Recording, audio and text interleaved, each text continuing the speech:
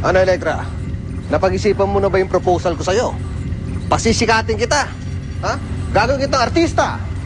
Commercial model. At dahil maganda yung boses mo, gagawin kitang radio announcer.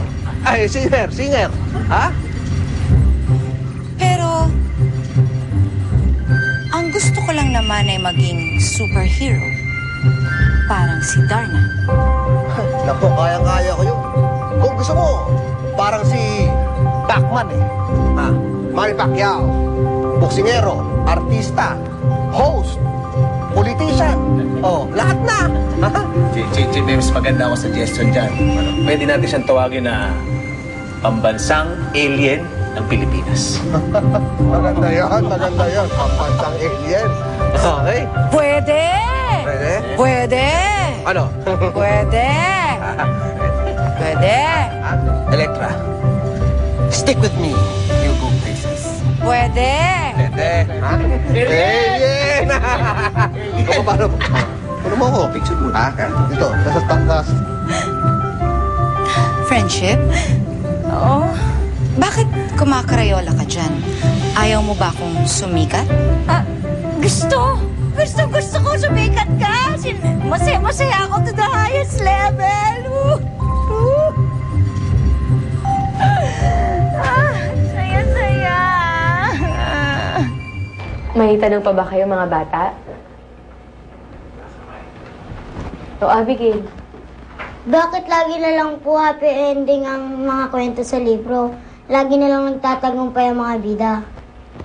Kasi, yung mga bida, sila yung mga mababait. Yung mga kontrabida naman, sila yung mga masasama. Siyempre, lagi nagtatagumpay ang kabutihan sa kasamaan. Ganon din ba sa tunay na buhay? Kapag naging mabuti ba akong tao, lagi akong magiging masaya? Kapag nag-behave ba ako, sasagutin na ni Papa Jesus ang prayers ko? Hindi. Hindi sa lahat ng bagay, Abigail. Dahil kahit ang buti mo, kahit paguri mo yung sarili mo tumulong para sa ibang tao, iiyak ka pa rin. Masasakit. Mabibigo. Nanda?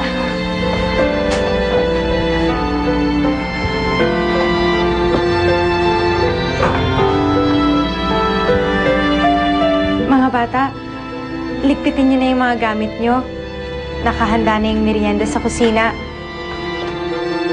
Nabahala ko ng labi sa kwento ni Aleti. Pero hindi naman ako nagkagalit kay Narda. Naiintindihan ko ang kalagayan niya eh. Pero mabuti pa siguro, huwag muna siya magturo. Magpahinga muna siya. Yun nga po ang sinasabi ko kay Narda. Gusto ko nga po na umalis muna kami dito para naman makalimot siya. Magbakasyon. Ay nako, mandid mo ba?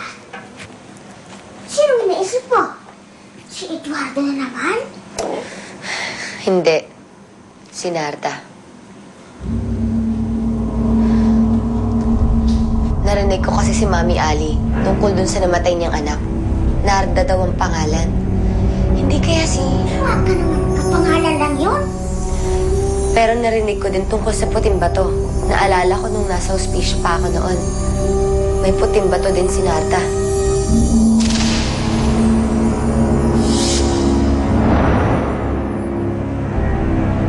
Tita Ipi, malakas ang kutob ko na si Narda ang nawawala niyang anak. Hindi po ganun, Miss Perfecta. Lilisanin na po namin ang bayan na ito para tumira sa ibang lugar. Ano? Aalis kayo na, Tinarda? Hindi pwede! Hindi siya pwede umalis! Kailangan siyang taga San Martin! It's a small world, after all. Ano na yung plano mong gawin? Malaki ang kasalanan sa akin ni Narda. Kung hindi ako nagtagumpay noon sa pagpatay sa kinikilala niyang ina na si Consuelo, si Ali ang papatayin ko para makapaghiganti